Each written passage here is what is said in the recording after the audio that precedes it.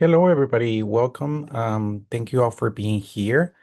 Um, for those of you that just got here, today's icebreaker is to let us know in the chat first where you're joining us from and if you have any lobbying experience. My name is Alfonso Saldaña. I have the honor of serving as one of Moot Women's national co-directors, and I am located in the southernmost part of Texas, a town called Brownsville, which is on the ancestral lands of the Carrizo Comecrudo tribe. And I'm honored to be here sharing this space with all of you. Before we jump right into the training, I just want to go over some ground rules. Um, for starters, we ask everybody that please mute yourselves, and especially during the presentation, there will be a time for questions at the end. And when that time for Q&A comes, you can raise your Zoom hand or write stack in the chat, and I will call your name as I see them come in. Also, let's try to be mindful of everyone's time and give a chance for everyone to speak if they want to. So let's try to be concise and speak and step back, give everyone a chance to speak. Lastly, let's be respectful of each other, which includes staying muted during presentations, trying to keep the chat conversations to a minimum, as well as assuming good intentions from everyone and being respectful of each other.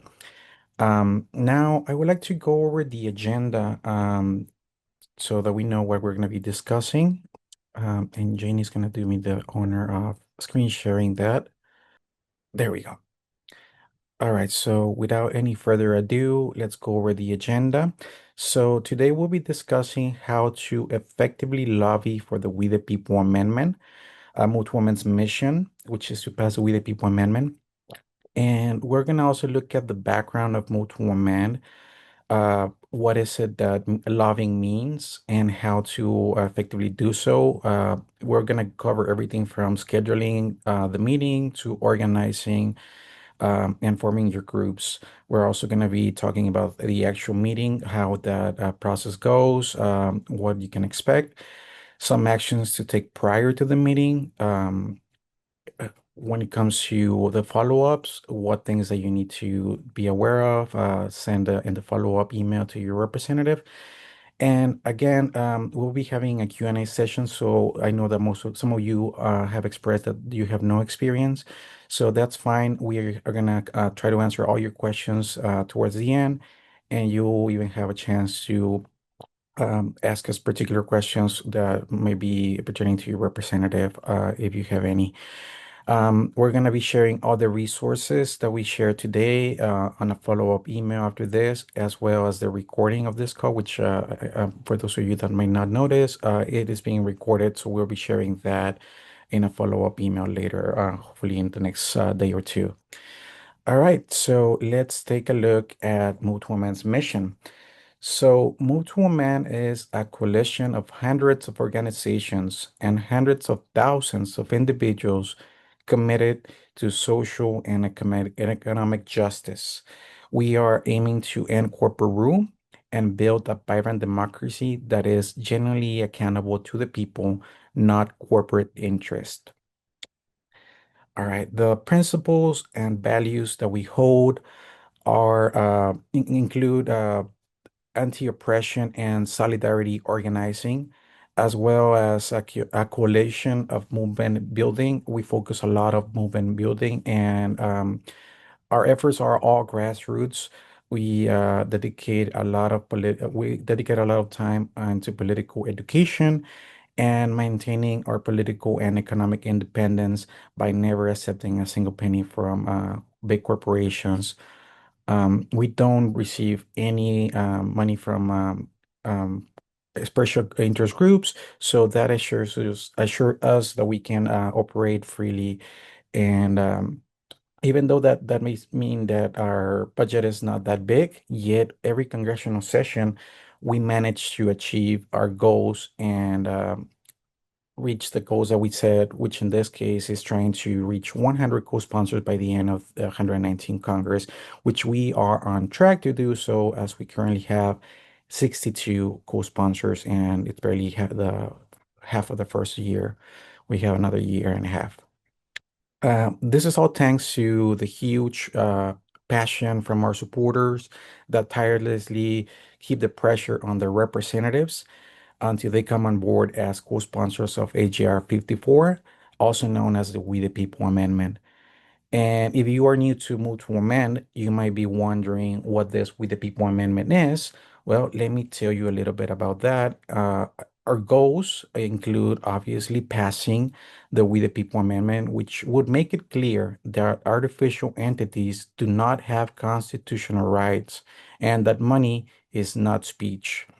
We're also aiming to provoke discussions along the way and organizing about how to make real the promise of the American democracy through a constitutional renewal. So yeah, we are trying to pass this amendment, which consists of three key elements. The first section would establish that artificial entities such as corporations should not have constitutional rights. The second section establishes plain and simple, money is not a form of free speech. And the last and third section establishes that nothing in this amendment shall be construed to abridge the freedoms of the press. So pretty straightforward, three pieces, but it is bulletproof and very solid. And currently, like I mentioned earlier, we have 62 congressional supporters, and you can find the complete list of the supporters by going to movetoamend.org/amendment. Now, what is our plan to move the amendment forward? So, as you may know, there are two ways to amend the Constitution.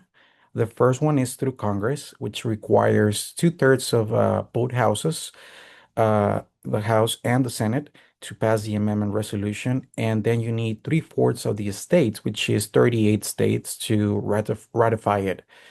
The second one is through a constitutional convention. This requires two-thirds of the state legislatures, which is 34 states, to call for a convention to propose an amendment. And then it takes two-thirds of the states to ratify it. Move to amend is aiming for the first option, which is through Congress, and we are trying to get those two-thirds of House, as well as trying to find a lead to introduce and pass the amendment resolution. This is going to involve extensive lobbying, a lot of education, especially to our legislators, and building a broad coalition of support within Congress and also throughout the country. So that's why our strategy focuses and involves coalition building. And that means we're trying to reach out to all kinds of organizations working on similar issues and that are being affected by corporate power. Uh, Currently, we have over 700 organizational endorsements, by the way. We focus a lot of our efforts on building a broad and diverse multiracial and intergenerational movement, especially reaching to those most affected by corporate rule. And we try to prioritize community organizing over mere activism. We focus on grassroots efforts to pass local and state resolutions calling for the amendment. Currently, we have over 718, I believe, communities and states that have passed public resolutions as of this year. And you can learn more about that by going to moveToAmend.org/pass dash local dash resolution. So our structure, again, is wholly grassroots. It's a grassroots structure where we have affiliates and advocates all over the country. And we also have the national components, which include the national team, of which myself, Janie, and Kitty, who are here, are a part of. And we do a lot of the day-to-day operations with the organization, but it's truly the grassroots supporters that are the backbone of this organization. And as I mentioned, we focus a lot of energy on building coalition with our organizations. Just to mention some recent collaborations, we participated in the No Kings Day, Good Trouble Lives On, and the Money Out of Politics March and Rally that took place in DC just this weekend. We also have a lot of national caucuses and committees that focus on specific issues and sectors, and we participate in many coalition projects with similar organizations and groups. This structure allows us to operate effectively both locally and nationally. This grassroots foundation is key to our success, and it's thanks to these dedicated volunteers and supporters across the country that we can continue making an impact. Next, I would like to share with all of you a short clip that encapsulates our supporters' energy and passion, which is actually it came from a supporter that lives in California and happens to be neighbor with Peter Coyote, the actor, author, and narrator. They reach out to Peter Coyote and ask him to record this video on the reasons why we need the We the People Amendment. So I would like to share that with you. It's a short 4.5 minute video, and afterwards, Janie will be diving into the specifics and strategies for lobbying and best practices. The Supreme Court of the United States has decided that corporations have the same constitutional rights that we human citizens have. To get an idea of what this actually means, consider the following. The court has decided that corporations have the right, granted by the First Amendment, not to speak when they want to keep facts from us, such as what's in our food. For example, residues of the herbicide glyphosate have been found in lettuce, carrots, barley, wheat, and rye, in some cases up to a year after the soil was treated. The companies whose food products contain these residues do not have to reveal that to consumers, based on a 1995 case in which the court ruled that dairies using bovine growth hormones in the production of milk did not have to label the milk with that information. The courts also concluded that corporations have the Fourth Amendment right to privacy protection, and therefore must never be subjected to surprise inspections for safety hazards or other malfeasance. A 1978 decision prohibited inspectors of the Occupational Safety and Health Administration, OSHA, from conducting warrantless searches of business premises. The court has ruled that corporations have the Fifth Amendment right to be compensated for future profits lost if government tries to restrict their activities, even if those restrictions are needed to protect the health, safety, or welfare of the public. It can become financially impossible to prevent a business from damaging the environment if the local or state government has to pay the business the anticipated profits it could have realized were it allowed to proceed unregulated. The court has decreed that corporations are to be treated as persons and are entitled to equal protection of the laws under the 14th Amendment. As a result, local and state governments are prohibited from enacting laws which favor locally owned businesses and family farms over wealthy multinational corporations. Moreover, the court has established that corporations are not bound by state laws intended to protect the health, safety, or welfare of its residents. A corporation is basically a group of persons working to accomplish a purpose and is treated as a single entity in order to own property and to sue or be sued in a court of law. At one time, corporations were chartered for a limited time and were restricted to working to achieve a specific goal in the public interest. Today, corporations can live forever and may be created solely to make a profit for their shareholders. As the power of corporations has grown over the years, they have increasingly taken charge of producing and distributing food, water, utilities, education, healthcare, and other elements of human life. Having the sole purpose of making a profit for their shareholders while ignoring the welfare of their employees, customers, and the communities in which they're situated, they make a mockery of democracy and threaten our very existence. Incorporation can be a useful tool to organize society, but it only works for our benefit as long as corporate power is subordinate and accountable to a democratic state. To achieve that subordination and accountability, a 28th Amendment to the Constitution is required. Move to Amend is a national, nonpartisan coalition of citizens and organizations working together to ratify such an amendment and thereby make our government accountable to the people, not just to the moneyed interests. Visit movetoamend.org and read about our We the People amendment. If you agree with us, sign our petition, please, and join us to support this cause. Hi, everyone. Apologies for that technical issues. It was working fine right before the call. We sound tested. My name is Jenny Spanos. I'm one of the co-directors with Move to Amend Coalition. I came to this work. I was a journalist covering the oil spill here in Florida. And that's when I really saw the stranglehold that corporations have over our communities and over our policies and over our elected officials. And shortly after the oil spill is when the Supreme Court made the erroneous decision with Citizens United, where they further kicked open the door, the floodgates of money in our politics and further codifying the insane notion that a corporation was a person.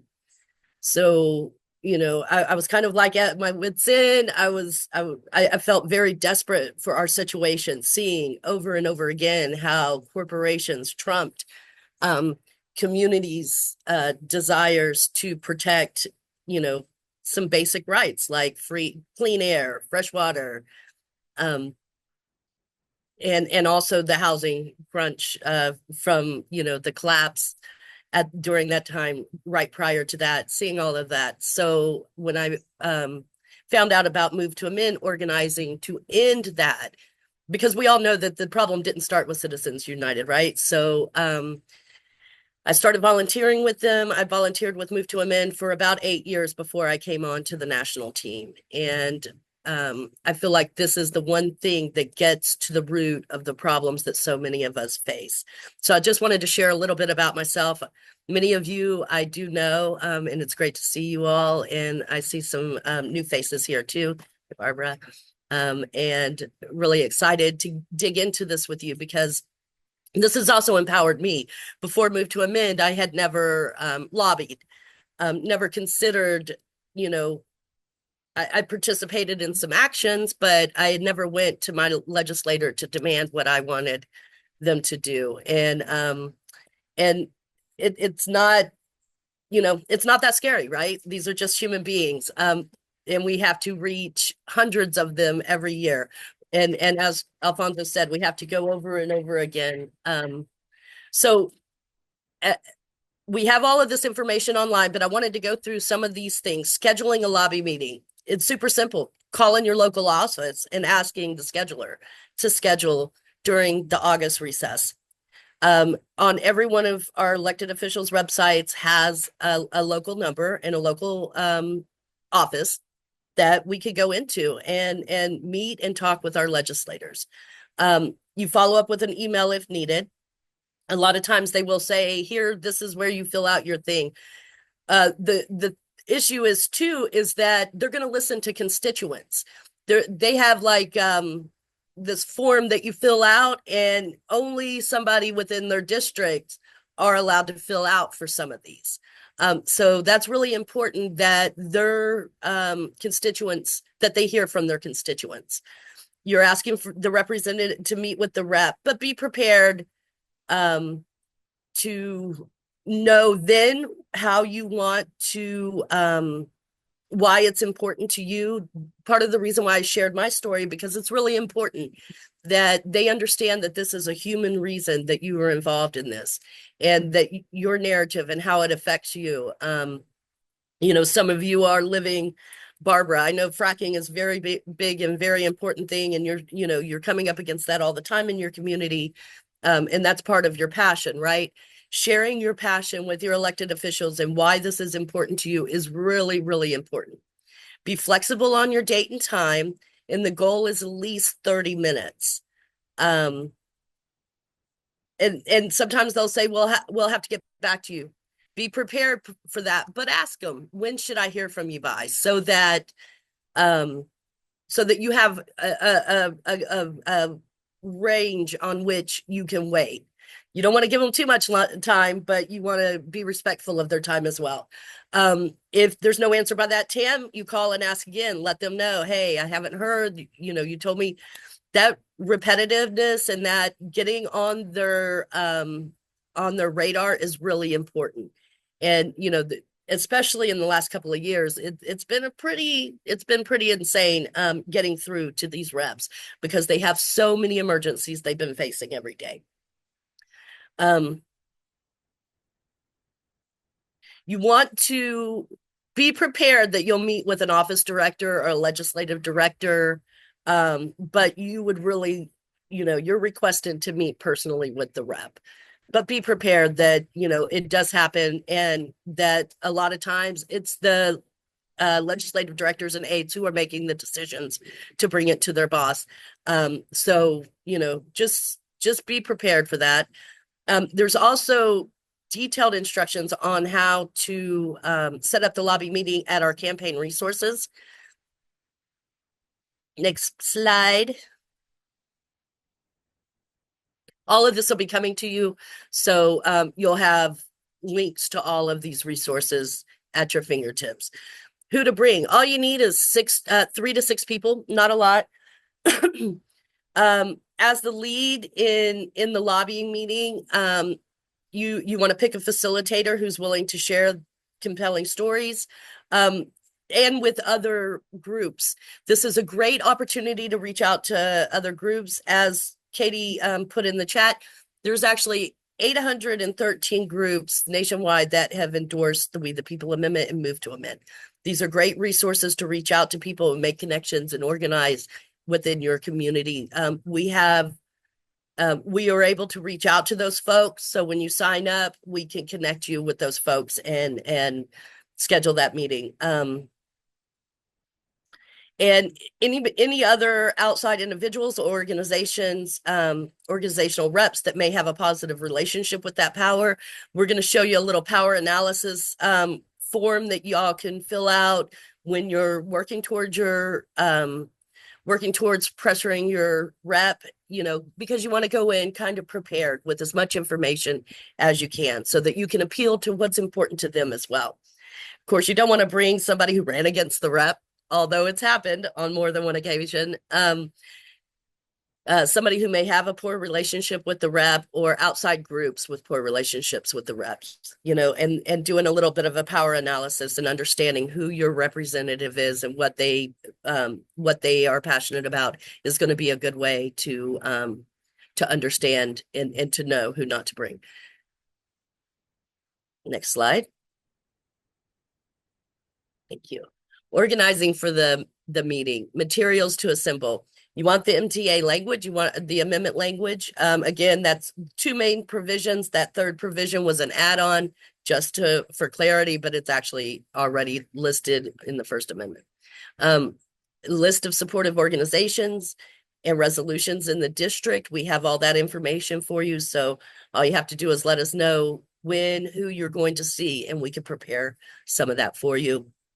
List or number of the petition signers. We do have a white paper that we put in our lobbying packet, and it's just a deep dive into corporate constitutional rights. And then further also it's recommended to take a little bit more of our other resources, and these are optional but very helpful. So you can take those as well. I usually take a folder with this information that we give. We call them our lobby packages, and it has this information in it. And you would also, prior to the meeting, you want to send a little of the information in as well in electronic copies so that folks have a chance to kind of learn a little bit about it if they have time prior to the meeting. Absolutely, Lisa. We'll send a copy out of the presentation, the PowerPoint, with all the links to the information. So in prep of the meeting, you want to, organizing for the meeting, you want your intros, you want to review the materials and talking points. So this is a prep meeting that you meet with the folks who are going to be on that meeting with you.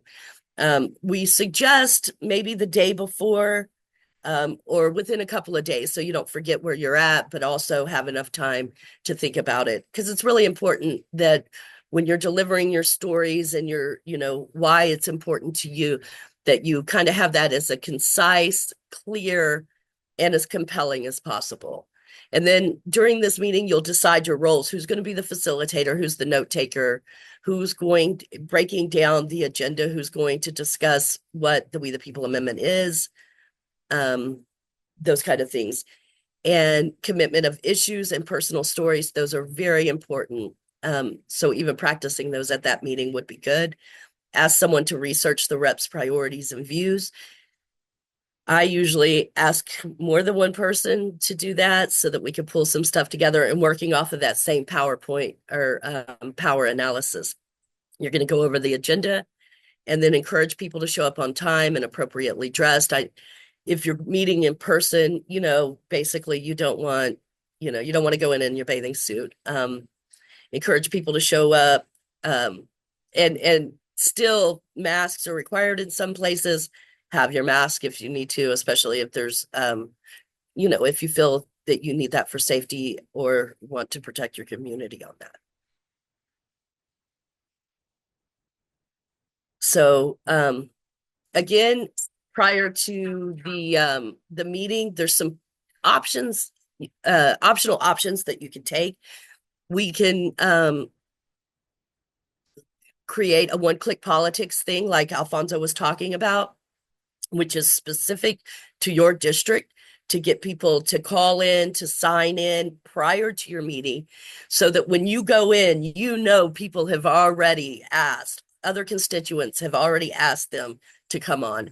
And then, of course, do a power strategies chart or power analysis, strategy chart or power analysis, however you want to call it, so that you kind of, again, know what his passions or her passions and interests and priorities are. And then you can connect them, because as you know, you can connect corporate rule to everybody's priorities and interests, because it blankets so much of what's important to us. And again, during the meeting, once you have laid the groundwork, you've made your calls, you've met with other folks who are going to participate in this call, you may know enough people to fill the call, 3 to 6 people, or you may want us to help you find others in your community that have already said that they're in support of this. And you're going into the call with your rep. You want to be as concise as possible. Usually you only get about 20 minutes, 20 to 30 minutes max. So you want to also finish and have plenty of time to answer questions, but you want to spend enough time that they fully understand what it is you're asking the rep. So you want to, of course, thank them, and then maybe on a vote or an issue that they find important that you also value, and share that appreciation with them. And then you want to be clear. A lot of folks go into the meeting and they forget the ask. You want to be clear. You want them to co-sponsor HJR 54, join their 63 other colleagues as a co-sponsor for the We the People Amendment. And then you want a brief amendment description. And then you want to remind of previously sent resources. Share the support that you have at the local level, any initiatives, resolutions. In my state, or in my county, for example, Pensacola has passed, the city of Pensacola has passed a resolution in support, and so is the county, and so is our adjoining county. So 3 resolutions in support within my reps district. And my goal is to get all of our city and county areas to endorse, and then, hopefully trigger our very conservative rep to come on board. There is a sample of agenda that we'll be sending you. Again, we have all of this information listed on the 119th congressional campaign page, but you can copy it and then personalize it to appeal to your rep.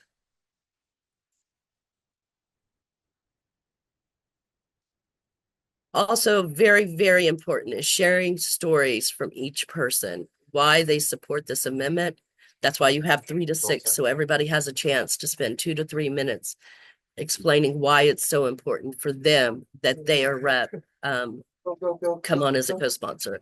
And then again, restate the ask. You want the rep to come on as a co-sponsor for the We the People Amendment. And then you have questions and answers, review any commitments that you've made to them, and let them know that you will be following up shortly.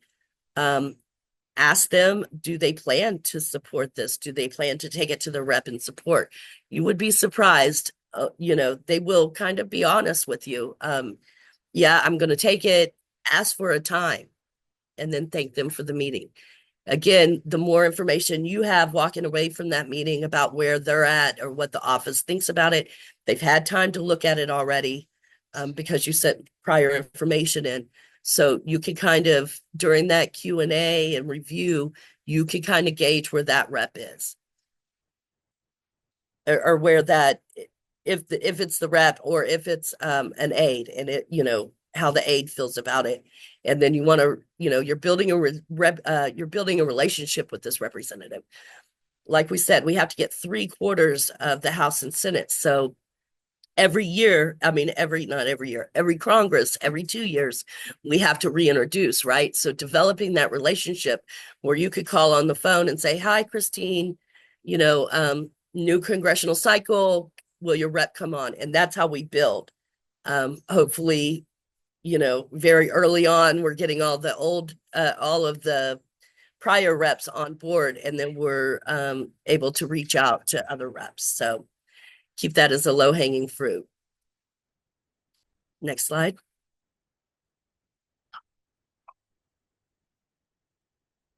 So again, following up from the meeting, you want to send a thank you email with any information requests that they may have had.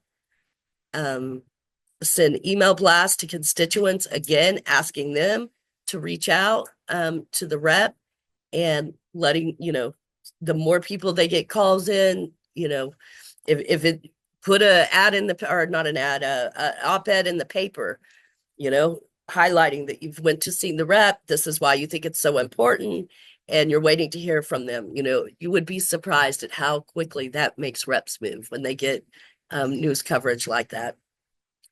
And in 2 weeks, if you haven't heard from them and that they haven't come on as a co-sponsor, call and do the ask again.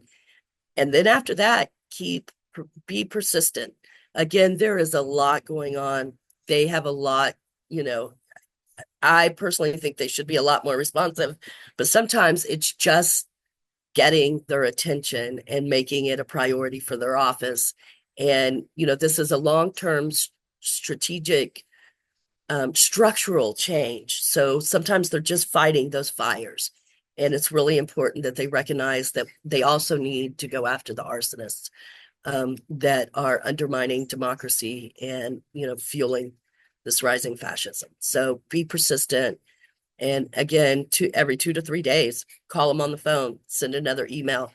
They will eventually give you an answer, and then you can move from there. And again, all these resources are on the website at www.movetoamend.org/119th campaign. Next slide. This is an example of the strategy chart that we were talking about. So can you enlarge that a little bit, Alfonso? Is that possible? Sure. Not sure if y'all can see that. So it's feel like this is a really good way to connect with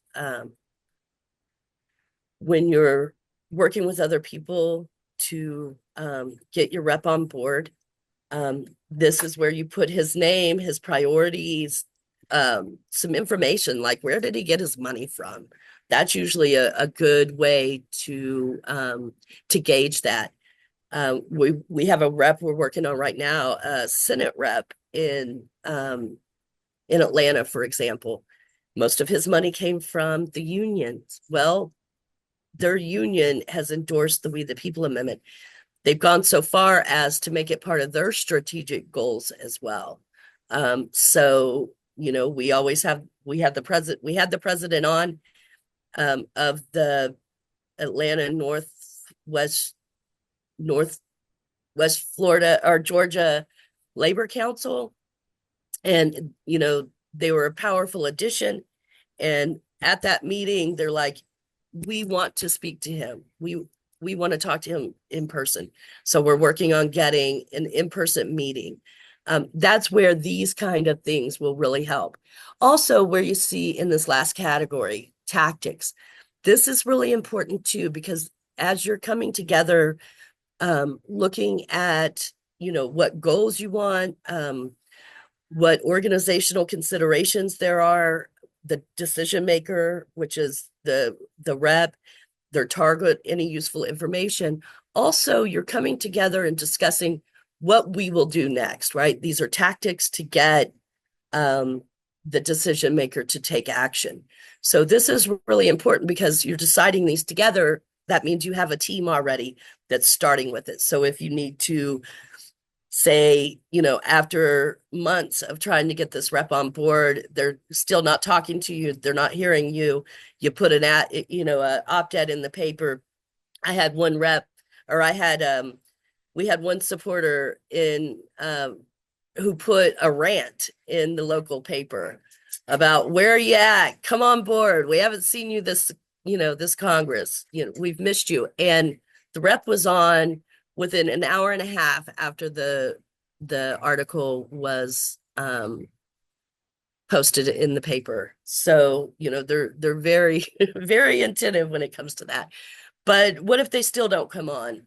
Maybe you want to escalate a little and have a rally out in front of their office, or, who knows? It depends on you and your team that you're working with.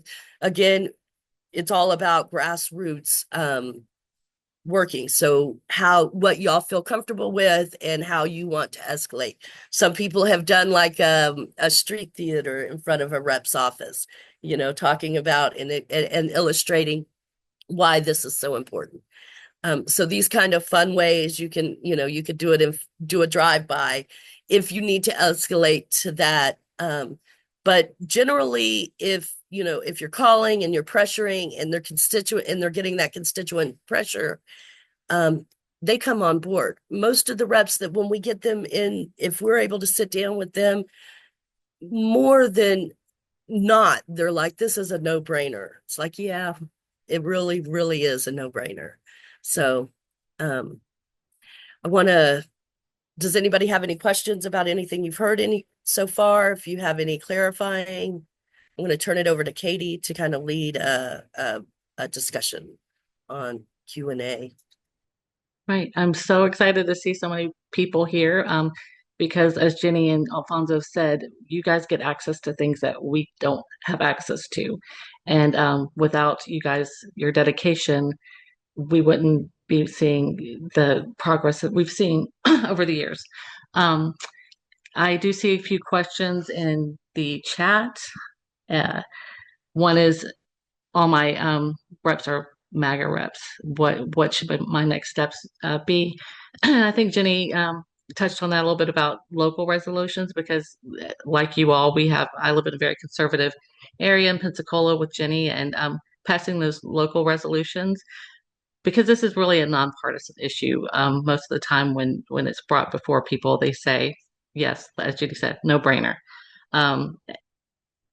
That being said, just building the power in your area with your neighbors and your friends, and going to these protests and getting these petitions and being able to show them this is the support that you have in your community. Let's see if there's anything else in the chat that we need to go over. Let me open it up to questions for you guys. We'd love to hear any questions or comments about the success you've had with lobbying, or what you're worried about.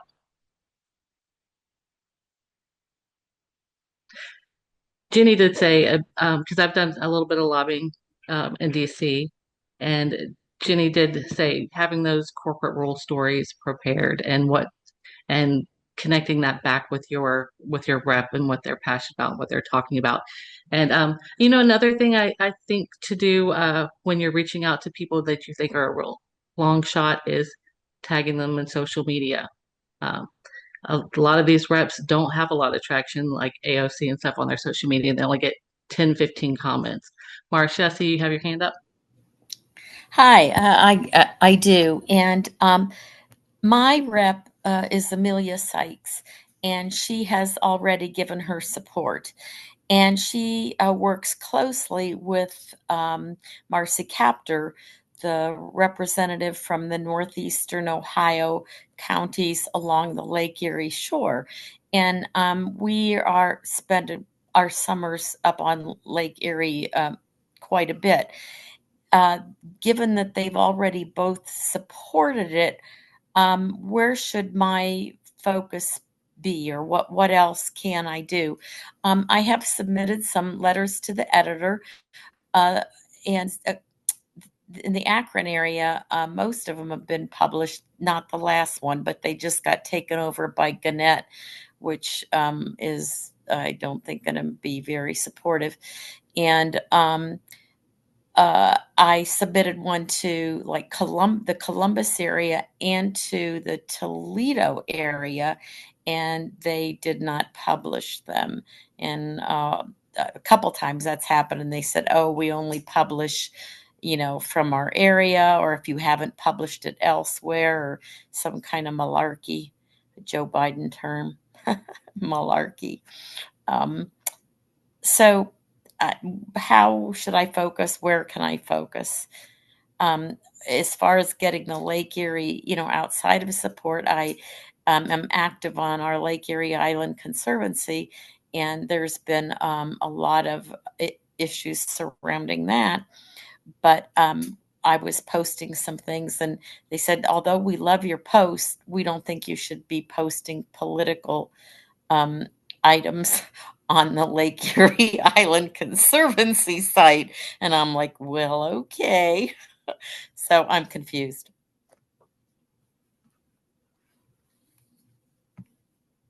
Thank you for that question. Great question, Marcia. And well done. Captor, if I remember correctly, that was hard work there. That took a lot of persistent pressure. So well done. I think Katie hit on it. Passing local resolutions is really important. Once we get our threshold of reps, right, then it has to come to the states. So that's a great way. Also participating in democracy days there in Ohio. What they've done, which is fascinating and been very, very successful, I think, is when they've introduced the resolution in support at the city county levels, they put like an added thing to it called Democracy Days. And the city council or the county commission hosts a hearing on corporate rule in their communities once a year or every other year. And that's where so it's hosted by the council themselves. So it's not a heavy lift moving into every other year. But then at that, folks can come and say how corporate rule is affecting their lives, and then that gets sent to all of their reps across the state. Gets sent to all of the reps with the testimony from the hearings. So that is one wonderful way to do it. We also have some statutory reforms that we've proposed. These are state statutory reforms that could be useful in your community. Again, it's a great way to build power, like Katie said, in your community. Ultimately, that's our goal, right? To build power and to start creating that democracy. And the way to do that is working together on different projects. The four that we have are, one is 3 strikes. Y'all might be familiar with that in the criminal world. If you had 3 strikes, then you're put away for life. Well, it's a corporate 3 strikes law. And if you commit heinous acts as a corporation after 3 times, then your charter's revoked and you can no longer operate within the state. That's a fantastic idea, right? As shareholders, where shareholders have to have approval for certain erroneous decisions, and that way there's not that, oh, I didn't know that was made at the corporate level. There's also the charter revocation that's happening um, in Ohio as well. The power company there, I think it's called Energy First or First Energy. They have they admitted to the largest bribery scandal in the state's history. So there's actions going on there to there's things on the book there already. So they're trying to force that they revoke their charter because they admitted to admitted and the only people that went to jail are the elected officials, nobody from the corporation. They were smacked and then the rates went up. And, you know, their hands were smacked, the rates went up. No corporate accountability. So that these are some policies that would force accountability, corporate accountability within the state. So these are some of the ways. Also joining with others, reaching out and helping others in another district form groups to lobby their representatives. So helping neighboring cities and districts would be a great way to get involved as well. Thank you. That's very helpful. Yes, you're welcome, Marcia. And to answer your question, Dave, yes, Trump's penalty in New York State. So some of these have have it already in their bylaws and their structure, but they're not being enforced and haven't been enforced in years. And that's one example of when the way it did. So if they don't have these already at the state center, and the other one was foreign money. A lot of folks don't realize that, you know, corporations with foreign ties can give without limits. And I could give an example like APAC, right? This is a nonprofit that has super PAC that has foreign ties, obviously, and had caused tremendous harm in the last election. Three of our representatives were targeted by APAC to, you know, bluntly described in New Mexico statute, right? Charter revocation. Absolutely. And in Minnesota, they just passed a foreign money ban for corporations in Minnesota, and their higher court threw it out because corporations were with foreign entities constitutional rights were being impacted. Not the people's rights who, you know, hard fought to get this passed. It's the corporate rights that are trumping over and over again. But these are ways to blunt it. And California is working on a similar law this year as well, ballot initiative to get foreign money out of their elections. So they have a really good chance.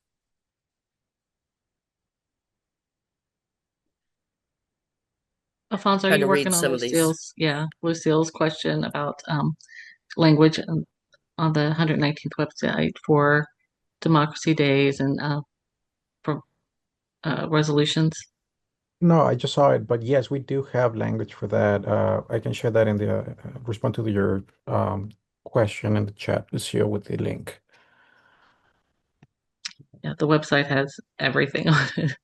We have such great wealth of knowledge on that website. And you know, as Jenny and Alfonso said, we are here to help you guys with every step of the way. And we would love to you know, send you names of people in your area. Even if your representative has co-sponsored, still having those petitions signed whenever you're out doing these protests, it's really important. We have you know, 500,000 people have come on, but we need so much more. So thank you all so much for your work. Lucille, you had a question? Yeah, just to follow that up, how, from your experience, how easy or difficult have those local resolutions, county, and especially municipal county level for supporting the move to amendment? How difficult or easy has that been to get them passed? And do you have any advice on how to approach that? I can speak to that a little bit. I mean, I tried to get one of the people running for commissioner to endorse to take the pledge. And if he won, he pledged to take to do this the Democracy Days or try to integrate something and to pass a local resolution. I guess it comes down to finding a champion, somebody that is willing to take the stand and take the pledge to use their office. You can start from anybody that is planning to run for a city seat or somebody already there in the commission. You think they might be progressive enough. You can reach out to them, and that would be the easiest, I think. Alternatively, you can also try if your community has ballot measures, gather the amount of people that you need for to introduce that, and do it that way. But Greg may be the perfect person to reach out to. He managed to get that done in his community. I hate that Greg's not here because he just got back from DC where he did the money out of politics and of course, great representative Yeah. there. I just responded to your question in the chat, Lucio. I will be sending the language for Democracy Days. That's a different link, but I will find it and send it. And I can share with you right here from our website real quickly. Excuse me. Again, all of the blueprints for that have been worked out, fine-tuned. Here is the on the website, you go under We the People Amendment Resolutions and Support. And this is how to organize a resolution campaign in your county or in your city, wherever you want to do it. And then 725 communities as of the first of this year. We'll have to check and see. There's more. Like I said, there's Minnesota has it up for the state this year, and so does Montana. I think those are the two that are working this year to pass it at the state level. They have many resolutions at the county level, but these are great ways to do it. And here's the full list of resolutions and then their language that's attached to it. And so you could go through and see where this is, might be a little difficult, but it happens. And here, this is an example of how popular it actually is. These numbers. Wow. In favor of in favor of 84, 76, 87. Super popular. And we have found that at the state and local level, this again, we're in a very conservative area. This is Pensacola, Florida. You might be familiar with this area from Matt Gates was our rep up until last year. So, but we had no problems. I mean, it took effort. It didn't happen by itself. But and this is a great way to connect with others in your community that care about democracy, that are fighting for justice, whether it's, women's right or, human rights justice. This is obviously a human rights issue, environmental rights, economic justice, anything that you can put justice behind, just like then this is something that you could get folks on board for housing justice. So building that community and that organizational pressure is a great way to go about it. But we do have a blueprint to do the introduction for the resolutions, and then also Greg can really clarify, because we haven't done that yet. I want to get my city to reinforce their resolution or redo it, and then add the Democracy Day to it, because I think it's very important way to really keep that educational factor going as we move along, right? Because this is a marathon, and unfortunately, it's not going to be done overnight. The statutes, those are a little smaller things, but those are good ways to build power and resilience through organizational connections and other grassroots leaders in your community, working towards those smaller goals as well. Thank you all. That was very helpful. I have one other question, which is how do you feel about, think about, do you recommend against or it's okay to like for going to representative and senators' offices on this need to get it better in my head, the name of it, but the resolution against corporate personhood. I know there's a title. Anyhow, We the people. We the People. Thank you. We the People amendment. It probably was just in my face multiple times, but combining it with another ask for a sponsor or co-sponsor, so two somewhat related issues, but different, two different bills, resolutions. How wise, unwise, okay, not okay is that? I think that's wonderful. If you want to meet with your rep, your senator, and ask them to introduce the We the People amendment at the Senate level, absolutely. We would love that. That is our goal this year, is to get it introduced in the Senate. Like Alfonso said, when we first introduced that first year, we had 3 co-sponsors, right? And we've been building on that every year while still maintaining the focus on organization. Because what happens after it's passed, right? We need to have enough folks educated and have built enough power that once it's done, then we can enforce it, right? It has to be enforced afterwards. And that's really important. And we see that with, like in Florida, for example, we had overwhelmingly the state said that offenders should receive their voting rights back after they have served their time and paid their restitution. And they have pushed and to stop that at every juncture and to delay that at every juncture. And that's why it's so important to have that power built up too. So, it's a multi-pronged strategy as we're lobbying and as we're introducing, hopefully get it introduced in the Senate this year. That's our strategic goal. Also building that power locally. So connecting with others in your community to start a Senate campaign in your community is a fantastic idea.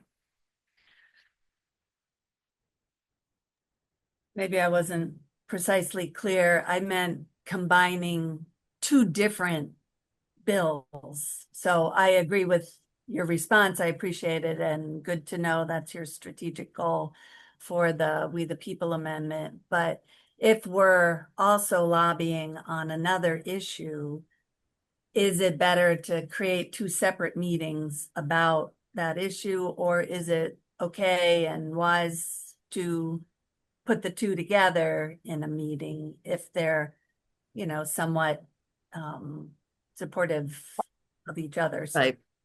I can try to answer that. I guess it depends on the size of the group, the time that you get allotted, and also if you can connect both issues. If they're completely unrelated, it might be wise to just have separate meetings.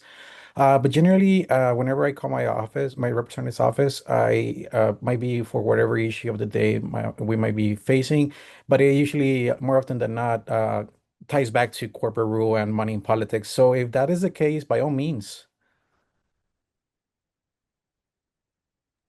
Yes, every time I hear a call to action to call your reps, I say, don't forget how this ties into it, and to ask for the passage of the We the People amendment as well, and make those connections. So how are we feeling, guys? Are you excited? Like I said, we are so thrilled that you are out willing to do this work and get to places that we cannot get. And we are definitely here to support you. Most of you probably already know. Well, I don't know. I've seen a lot of new faces. Our emails are our names, Katie at movetoamend.org, Alfonso, Move to Amend. So reach out to any of us anytime, and we'll help you with anything that you need. Like to open up a little bit more. Any other questions? I have a question. I'm Dawn. Hi, So Dawn. hi, I'm in Colorado and my rep is Brittany Pedersen. And I think she's a good she's Democrat, and I think she's a good lead for to get her to sponsor. She's not a sponsor yet. So do I understand it correctly? I sign up on the the campaign site, the 119 site, and you would um put me in contact with people who are also um her representative. She's their representative. Is that how that works? And then we would get together and kind of strategize on how I looked on her website and it says that you can request a meeting. So I would request a meeting with her and then we would go from there. Is that how that works? I just want Yep. to After you sign up clarify. on the 119 page, we're going to be following up with everybody that registers there. And we're going to try to find you people in your area that are open to going to the meeting with you, if you agree to be the point person that we connect you to. So yeah. Okay. Yep, we could get you the list of folks, and just call them, say, hey, would you be interested in joining a meeting with me to advocate for the We the People Amendment with Representative, I can't remember who you said, but Yeah, and at this point we're just looking at House members, not Senate. Is that so we are looking at House members, but we are looking to get it introduced at the Senate. So, if your reps come on and you want to start a Senate campaign in your community, that's a great next step to join a okay? Senate campaign in your state. Do you have any Republicans behind this bill, behind the amendment?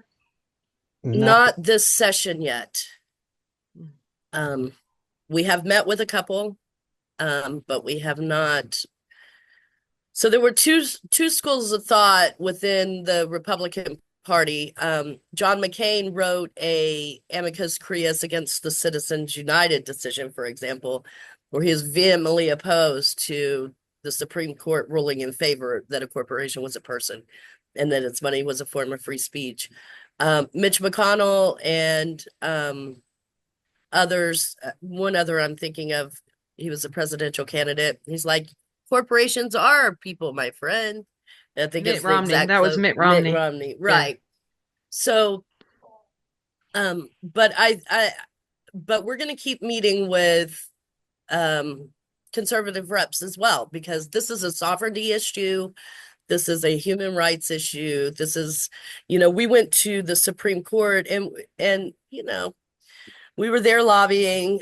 So we went over to the Supreme Court and I got the microphone and it was during some women's rights, reproductive rights times, and they surrounded me, this group of um, folks, and they're yelling at me. And, literally, at first it felt a little dicey, but I have my little microphone and I'm saying, corporations are not people. Money is not a form of free speech, and I'm talking to them, blasting them actually with my little microphone.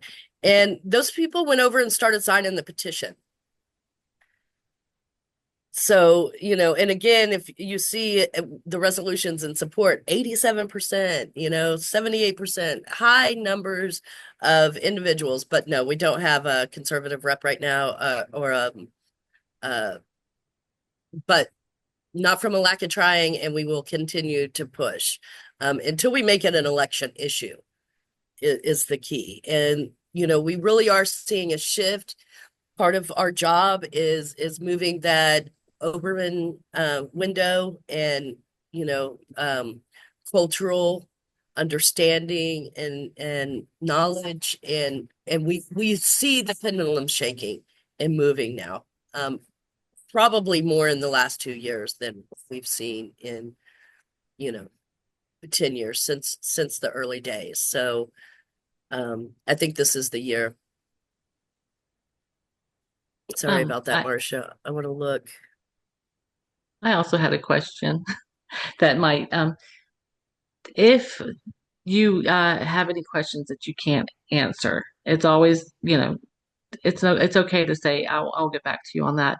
And I was just wondering if Jenny and Alfonso and any of your outreach, if you or anyone else has had any questions that are concerned about the amendment that you think people should be prepared to answer.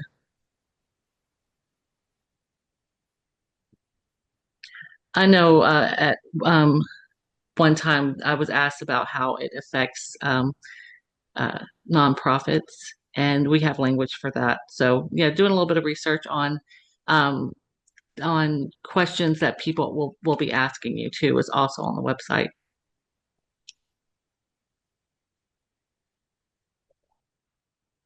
Trying to look. Do we miss any questions here in the chat that anybody would like answered? Well, Katie's question that she just asked y'all, that would be helpful to hear an answer to. Yeah, that's the main one that I've heard, and we do have language for that. We are obviously, you know, nonprofits aren't people either. It's again, it's a legal fiction. Individuals have rights, and we want individuals to continue to have constitutionally protected rights. But Citizens United is a production company. It's a nonprofit production company that did a political hit piece and, considered electioneering prior to that Supreme Court decision. So we're not trying to take individuals' rights away, and we're not anti-corporation either. Corporations have a function, and we're okay with that function, but we want them to be subservient to the power of the people and our democracy, and not have unwielded and limited resources that they can drown out we the people. So that's one of the main ones I've heard. Some people are like, well, a corporation's a person. It's real easy to there was another comment in here of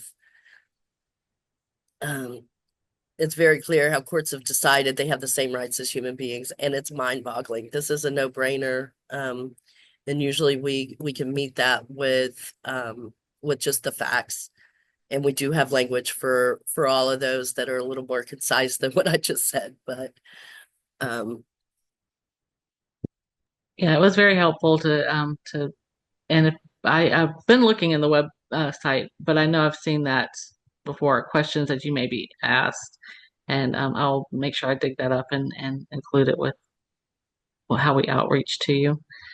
So yeah, and I mean, if you ever get a question that you can't answer, of course, and a rep from the national team can join your call if that's helpful, or you can follow up with us with any questions that you may not have the answers to afterwards.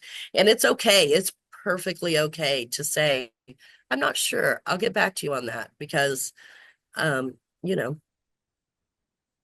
that would be the facts. So it's never feel like you can't say, I don't have that answer for you right now. Let me bring that back to you. And that's what the follow-up's about as well, to answer any questions they may have. I'm so sorry. I have a house full of teenagers that have cell phones that they refuse to turn off. So if that noise is getting drowning you out, sorry about that. Now we cannot even hear it. And One again, week y'all till can school reach out starts. to you can reach out to us anytime. And we're very responsive on that. If you have any questions, or need us for anything, whether it's resolution passing, lobbying your reps, the statutory introductions or resolutions. So, or organizing. If we also have reaching out to other organizations. If you're trying to build power and build and organizing in your community, we'll help you with those actions as well. We're here to assist and support the work that you're doing at the grassroots level. That's our primary purpose here, is to push that envelope and support y'all. Thank you, Lisa, Lucille, Catherine. It's great to be on this journey with you. Really is. And you can finish, Jenny. I'm just agreeing. that's it. It really is I just, great to be yeah. on this journey with you guys, and we appreciate you so much. So if that's it for questions and answers, we can sign off and wish you guys a lot of luck and a lot of energy, a lot of good vibes on your August outreach. So looking forward to all the new co-signers. Yes, we will be following up with and call shortly, and you can expect the recording as well as the slide deck and resources in the follow-up email shortly. Looking forward to working with this on you. Working for this with y'all. Bye, y'all.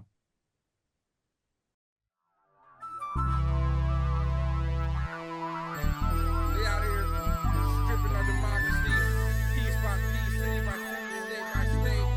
Voter ID laws, emergency financial managers, Citizens United. We gotta fight. Move. Corporations are not people, too. Money is not speech. Men, in fact, it's the root of all right now. We have the right to be free. Move. Corporations are not people, too. Money is not speech. Men, in fact, it's the root of all right now. Stand up and defend your democracy. Have you recently read the Constitution? There seems to be some type of confusion. I thought it said the people were the institution and not the corporations that simply want to use them. The truth is currently a fusion of corporate loot and our government that is outright abusive. People need change. The state, it refuses. They're saying we're mistaken. Well, show us where the proof is. They control the media, movies, and the music and determine where supplies of the water and food live. We need a strategy. Here is a solution. Build a movement to give our rulers improvements. An infusion of human to counteract the hubris that has our ecosystem near useless and our youth pissed. The founding fathers were flawed, but they knew this. So they gave us the tools to move with. Let's use them. Move. Corporations are not people, too. Money is not speech.